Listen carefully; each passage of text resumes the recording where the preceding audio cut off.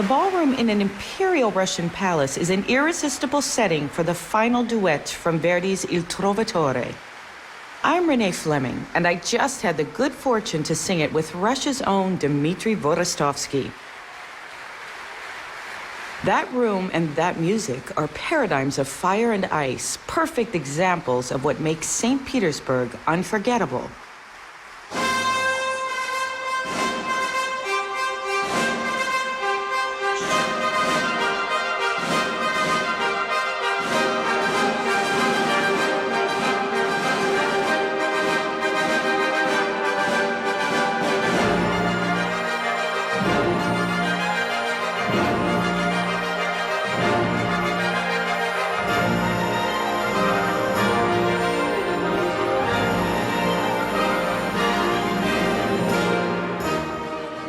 Opera took root in the early days of this city and lured many great musicians like Verdi, who came here at the request of the Tsar himself.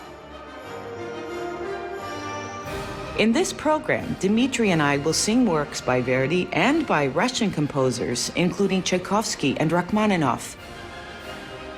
The music's intrinsic beauty underscores the physical beauty of the city we'll tour, where domes and parapets on cathedrals and palaces catch the northern light, where intimate bridges span quiet canals and cool shadowed archways open onto breathtaking spaces.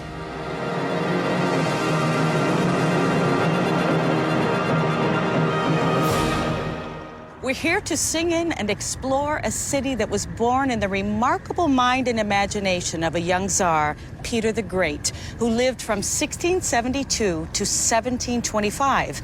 By the way, the city is not named for him, but for Saint Peter. Peter the Great was a true Renaissance man. He was curious about everything. He was a certified shipbuilder, a master paper maker, an engraver. He knew how to cut blubber and how to make a chandelier. What he loved most, though, was the water. He wanted to make a Russian navy, and he wanted to create a seaside city that would protect Russia from invasion.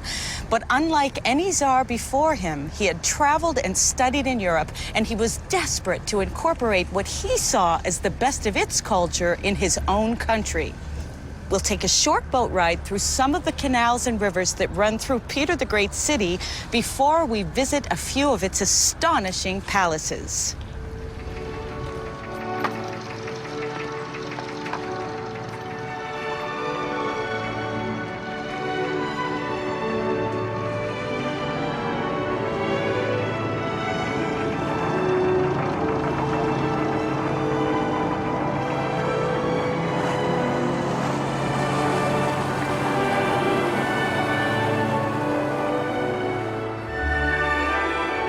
You're never far from water in this city. It's easy to see why St. Petersburg is called the Venice of the North. Peter the Great admired Venice, but he never managed to get there. Where he did spend a lot of time was Amsterdam, and he dreamt of a similar series of canals. These narrow, winding canals are so charming. Today, there are almost 100 of them in St. Petersburg and several hundred bridges that unite 42 islands. In 1703, Peter announced that he would build a city.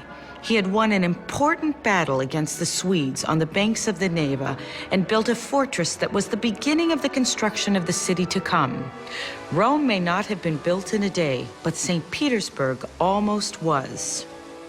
In a rush to open his window on the west, Peter swept up engineers, architects, and artisans from all over Europe.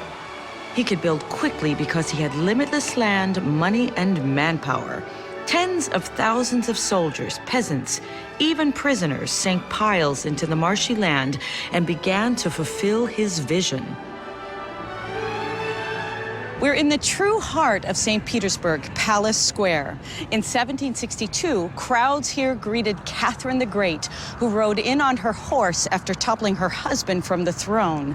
And it was here about 150 years later that Lenin proclaimed his victory and the foundation of the new state. Right in the middle of this huge expanse is the Alexander Column, which memorializes Alexander I's defeat of Napoleon in 1812. The angel on the top supposedly has the face of the Tsar. How the monument was made, shipped, and erected is truly operatic. In Act 1, thousands of workers spent 2 years extracting the granite from the face of a cliff. In Act 2, they spend another year moving the 600-ton column, which is one piece of stone, 140 miles to St. Petersburg. And in Act 3, 2,000 war veterans install the column, which is balanced by its own weight, in only 40 minutes.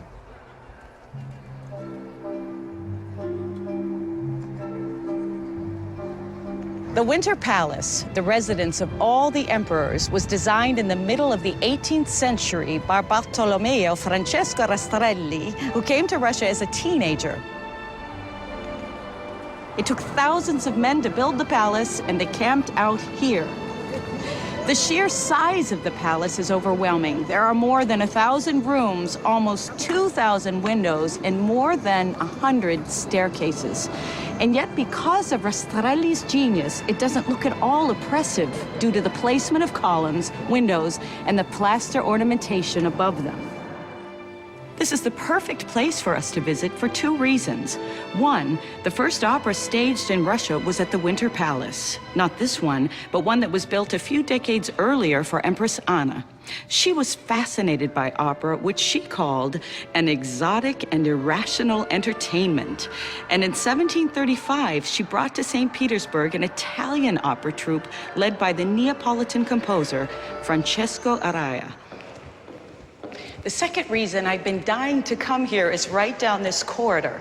The Hermitage Theater was built by architect Giacomo Quarenghi in the 1780s by the order of Catherine the Great. Court opera was at its most popular then, and other important works were premiered here, including Paisiello's Barber of Seville. And what a theater it is. Wow.